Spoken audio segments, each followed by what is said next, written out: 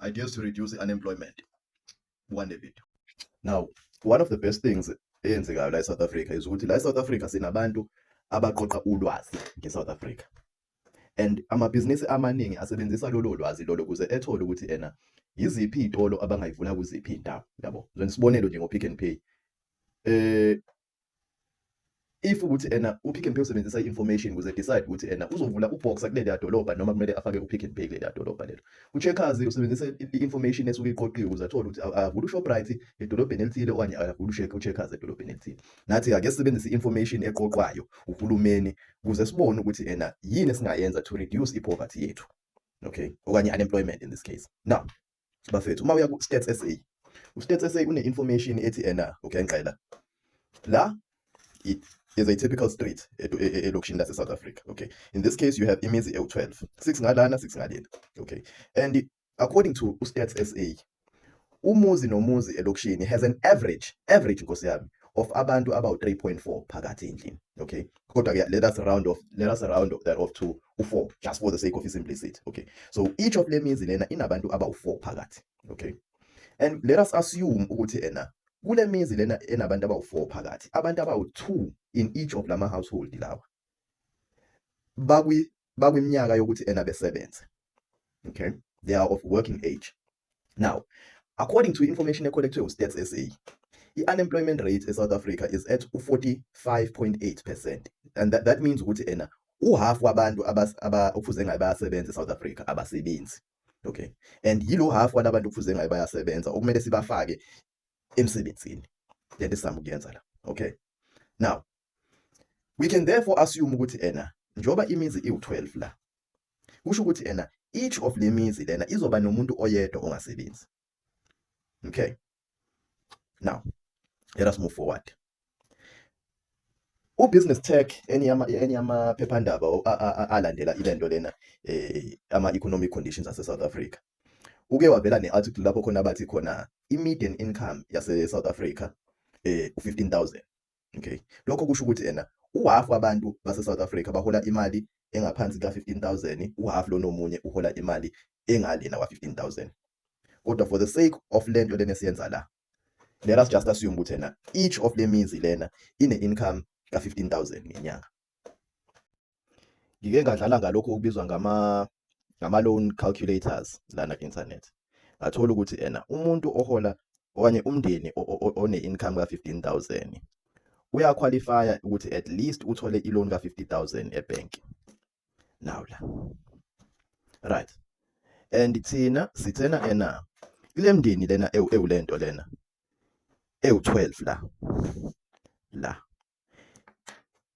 ithola u-15,000 yonke ngenyanga.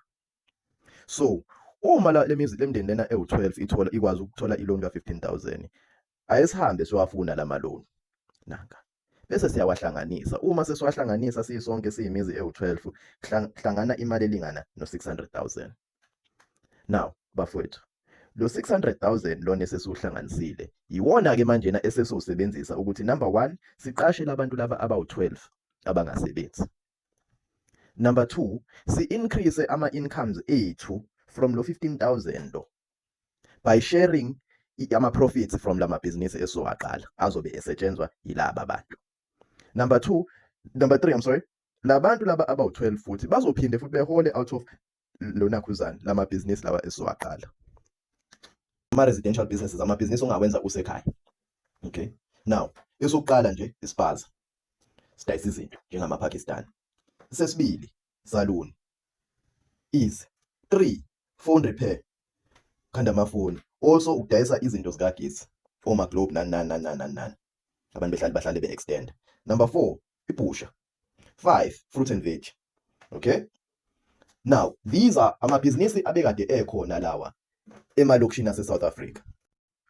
Lamabhizinisi lawa awu5 engiwabekelana, we can be flexible ngaba manje, kodwa lamabhizinisi lawa sizowaqala using le mali le, lo 600,000 lona esesiwuhlanganisile. For the interest of capturing i-traffic ngapha nangapha, we're going to have ama-spazas ayi2 estradini esi1. Okay, ama-spaza ayi2 estradini esi1. Now because we have to stock ama-spaza ayi2, this means ukuthi we now qualify for ama-discount. right?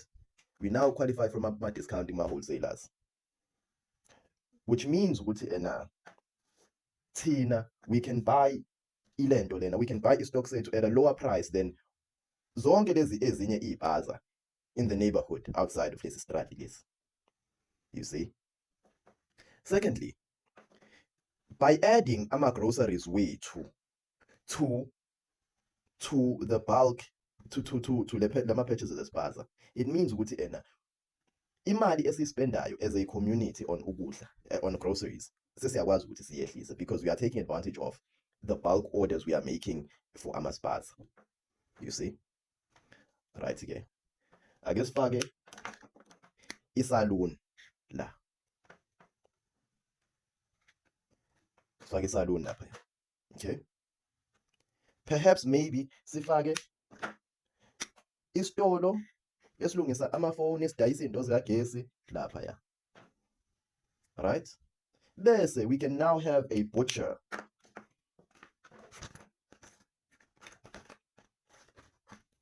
Sithathe ibusha siyibeke la B. Yini enye? Fruit and veg akumele kube kude.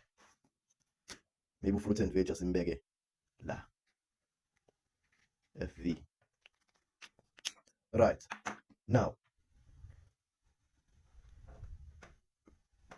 for ibusha, again we will take advantage of bulk purchases, reduce ama-costs wenyama for each household, and then sidayisa manjena le nyama lena, sithenga inyama at a discount, not just for the butcher itself, but for the community as well, because nama-order ethu ama-household siwafaka la kuma-order webusha, reducing ama-costs we spend on inyama. Fruit and veg, we do the same thing. Ama-order ama-household siwa-add to i-order lase-fruit and veg. Sithenga lana uma ukuthi we run out of ama-fruit and veg. Thina sithenga lapha nebusha uma ukuthi we run out of inyama endlini. Kodwa we are doing this to capture abantu abadlulayo la on these streets. Yabo. Now, evolution. By having iy'tolo ezo 1, 2, 3, 4, 5, 6, we have reduced the unemployment by half. Right? So already we have people running the stores. Store manager phela. Bangaki? 6. Now, already we've reduced the employee unemployment by half. But now, buka lana-ke.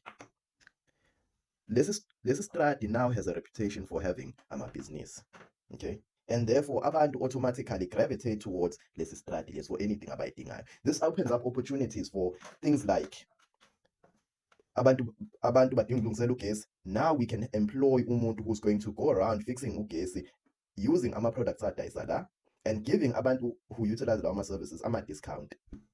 That means that we have one more person who's unemployed, electrician employed. 1.